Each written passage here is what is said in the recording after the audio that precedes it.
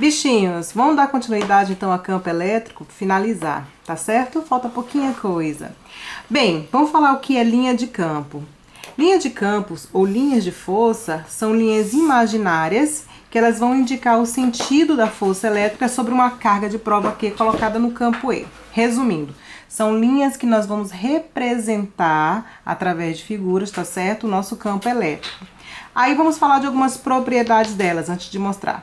Primeiro, elas não são reais, tá? Ela vai somente representar o campo elétrico. 2. Duas linhas de forças nunca se cruzam. Eu vou mostrar isso já já, através de uma figura. 3. E aí começa a parte bem importante pra gente, tá? Elas saem sempre das cargas positivas e entram nas cargas negativas. Então, vamos imaginar aqui, olha, duas cargas separadamente. Primeiro, uma carga elétrica positiva. Bem, ela sai da carga positiva. Então, nós vamos fazer assim, ó. Em qualquer lugar que você representar essa linha de força, se a carga ela é positiva, ela sempre está saindo, tá certo? É isso que ele quer dizer. E aí, se a carga for negativa, ela vai entrar. Então, ó, tentando desenhar minhas linhas de força aqui. Agora, olha, com sentido entrando na carga, ok? Então, lembrando de novo, ela sai da carga positiva e ela entra na carga negativa. Isso a gente olhou separadamente. Vamos olhar aqui então um exemplo colocando uma carga positiva na presença de uma carga negativa. Então pronto, ó, as linhas de força. Sai da positiva e chega na negativa. Então é assim, ok? Aí pra cá, olha, eu já vou desenhando dessa maneira. Sempre saindo da positiva e chegando na negativa. Não importa de onde vem a linha, sempre, ó, sai da positiva e chega na negativa, ok? Vou colocar aqui nesse outro exemplo duas cargas positivas. Então, assim, sai da positiva e chega na negativa. Não tem negativa aqui, então vai sair dessas duas, né? Sair tá aqui, ó, fácil. E pra cá, como é que ficaria então, olha? Ela tentando se repelir da outra. É assim que a gente vai desenhar essa carga, ó. Essa representação das duas cargas. Sempre com sentido, ó, saindo da carga, tá certo? Tentando se repelir, porque as duas cargas são iguais. Nesse caso, como elas são diferentes, né? Sai da positiva e chega na negativa. Bem, uma outra propriedade do campo elétrico é que quanto mais próximo as linhas estiverem perto de si, significa que o campo é maior. Então aqui, olha, eu peguei dois pequenos pedaços do mesmo tamanho, certo? Vou chamar de campo elétrico 1, essa região aqui em vermelho, campo elétrico 2, essa outra região. Tá vendo que nessa região existe maior número de linhas, maior número de campos? Então, significa dizer que o campo elétrico 1 é maior que o campo elétrico 2, tá? Quanto mais próximo, ou seja, quanto maior quantidade de linhas dentro da região que eu estou analisando, maior é o campo, tá? Então, nesse caso aqui, olha, não haverá linhas se o campo for nulo, tá? Se o nosso campo elétrico for zero, não haverá linhas. Essa é bem fácil. Outra coisa na hora de representar, ela sempre vai formar um ângulo de 90 graus com a superfície equipotencial. Então, no momento que você vai desenhar ela saindo da carga ou da placa de algum lugar, ela sempre sai com um ângulo de 90 graus. Então, aqui, ó, tem 90 graus. Em qualquer um desses meus desenhos aqui, tem 90 graus. A mesma história aqui, ó. Tudo sai com 90 graus, tá bom? A gente sempre representa assim. Então, dessa maneira, como sempre sai com 90 graus, gente, aquela questão lá, que elas nunca vão se cruzar. Nunca vai aparecer elas se cruzando, porque o ângulo sempre vai ser de 90. E aí a gente vai falar muito assim, campo elétrico uniforme. A palavra uniforme, que de vez em quando a gente menciona lá nas aulas, né? Única forma. Então, significa que o campo elétrico, ele é igual em todos os pontos. Se ele é igual, lembra que ele é um vetor? Ele tem a mesma intensidade, o mesmo valor numérico, a mesma direção e o mesmo sentido. Desenhei aqui, ó, uma placa positiva e negativa, saindo do positivo, chegando no negativo. Então, como esse campo aqui é um campo elétrico uniforme, eu representei o campo aqui dentro, olha, todos do mesmo tamanho, todos com a mesma direção e todos com o mesmo sentido, porque uniforme quer dizer mesmo tamanho, ou seja, mesma intensidade, mesma direção e mesmo sentido. Então, campo elétrico uniforme, uma única forma, mesma direção, intensidade e sentido. Para nossas últimas continhas, vai ser muito importante essa parte, tá? Então, assim, nós vamos ter várias cargas e vamos analisar como se comporta o campo elétrico dessas cargas em um único ponto. Então, aqui eu fiz 4 cargas e um ponto P. Então, assim, a parte importante, a gente sempre representa, lembra aquela setinha lá chegando ou saindo?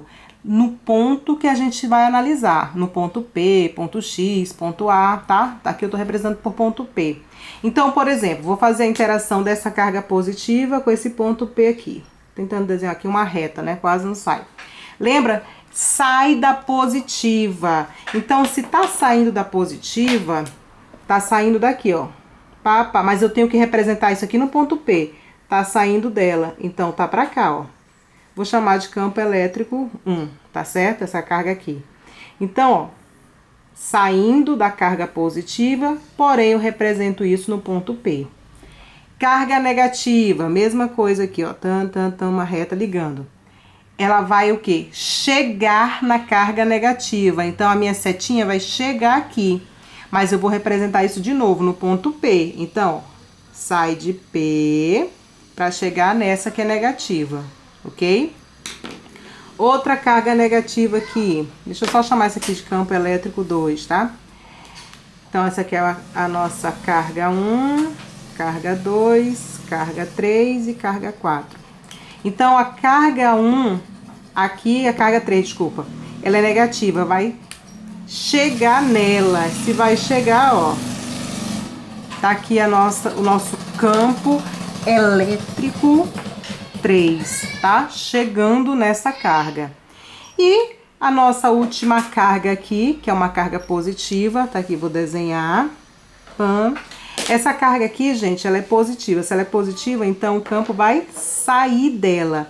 Se ela vai sair, ó, tá saindo, representando lá no ponto P. Pode até ficar na mesma linha aqui do outro campo, tem problema. Campo elétrico 4, tá certo? Então, meninos, é dessa maneira sempre que a gente vai representar, tá? Posso colocar aqui uma outra carga, se eu quiser, por exemplo, outra carga negativa, não tem problema. Negativa vai chegar, então, seria pra cá, ó, chegando nela. Então, a gente sempre representa o chegar ou sair no ponto, tá? Para campo elétrico, a gente representa sempre no ponto que ele solicita. E como é que a gente vai calcular, então, o campo elétrico total aqui? Bem, nós vamos somar, tá certo? O campo elétrico resultante é a soma de todos os campos elétricos. Porém, essa soma, como se trata de vetor, não é uma soma só aritmética, né? Tem os valores e soma. Pode até cair, né? Mas não vai ser o nosso caso. Então, a gente vai ter que relembrar a mesma coisa que nós fizemos com força elétrica. Bem, se eu tenho 2 campos elétricos, tá aqui meu ponto P, e eles estão apontando para o mesmo lugar, ou seja, eles têm o mesmo sentido, o que nós vamos fazer? O campo elétrico resultante é a soma dos 2 campos, certo? Tem o ponto P, 2 campos elétricos, porém eles estão com sentidos opostos. Como é que eu calculo o campo elétrico resultante? Eu subtraio, tá certo? Então, mesmo sentido soma, sentidos opostos, subtrai. Lembra ainda das outras regrinhas? Tá, e se ele formar um ângulo de 90 graus, então aqui eu tenho, ó, um na horizontal e outro na vertical. Ou seja, formou um ângulo de 90 graus. Então, o nosso campo elétrico resultante vai estar aqui, né? Vai ser calculado pelo teorema de Pitágoras. Campo elétrico resultante ao quadrado é igual ao campo elétrico 1 ao quadrado mais o campo elétrico 2 ao quadrado. E por fim, meninos, se ele formar um ângulo qualquer que não seja 90 graus, ou próprio 90 graus, sempre dá certo, né? Mas vamos supor que seja um ângulo maior ou menor que 90. No caso aqui eu representei pelo ângulo maior. Nós vamos utilizar a lei dos cossenos, né? Que é o próprio teorema de Pitágoras aqui, olha. acrescentado de mais um termo. 2 vezes o campo elétrico 1 pelo campo elétrico 2, cosseno de θ, cosseno desse ângulo, tá certo? Então, a gente utilizaria essa fórmula se o ângulo não for de 90 graus. Bem, vamos falar só uma partezinha teórica agora. Vamos falar um pouquinho sobre a gaiola de Faraday, tá? Essa gaiola de Faraday, gente, ela foi estudada pela primeira vez, né, pelo físico inglês Faraday, em 1930, daí o nome. E ela é muito importante para a parte de eletricidade, da física. Bem, o que Faraday descobriu? Que toda vez que a gente tem um condutor, certo? Material condutor, e esse condutor ele é oco, o campo elétrico dentro dele é nulo, tá certo? Isso é o que a gente chama de leis da eletrostática. Todo condutor oco tem campo elétrico nulo dentro dele, ou seja, não teria uma interação entre as cargas dentro dele. Aonde a gente poderia aplicar isso, por exemplo? Avião. Quando você viaja de avião e, por exemplo, tem uma tempestade, está caindo raio, se um raio atinge o avião, as pessoas não serão atingidas, porque o avião ele é um metal, ou seja, ele é uma gaiola de Faraday e ele é oco, tá certo? Então, reação zero dentro dele, campo elétrico nulo. Então, as pessoas que estão dentro do avião não receberiam a descarga elétrica, tá? Outra questão também muito falada é quando está tendo uma tempestade, está caindo raio. Se o carro seria um bom abrigo? Claro que sim. De novo, ele é um metal oco, campo elétrico nulo dentro dele. Então, ele também funciona como uma gaiola de Faraday, tá certo? Não por causa dos pneus, né? Falar, ah, o pneu é de borracha. Não, é porque ele realmente funciona como uma gaiola de Faraday. E aí a gente vai finalizar esse assunto falando só um pouquinho sobre o para-raio. Bem, o para-raio, ele protege apenas a construção. Tá aqui, eu coloquei porque esse desenho realmente é difícil de fazer. Então, o para-raio, ele é um metal pontiagudo, né? O que acontece? Em metais pontiagudos, as cargas se distribuem mais frequentemente nas pontas. Então, olha só, as cargas elas estão aqui, as positivas, todas mais distribuídas nessas pontas. Aí o que vai acontecer? Quando um raio cair, né? Pá, tá aqui o raio, descarga elétrica negativa, vai ser atraída pela essa carga positiva. Então é por isso que o para-raio funciona, né? Então o raio, aqui olha, ele passa pelo para-raio, certo? E aí essa descarga, ele é jogado para a terra. Então, só lembrando que o para-raio, ele protege apenas a construção, ele não protege os equipamentos eletrônicos, tá? Para isso, você vai precisar de outras coisas, não só o para-raio.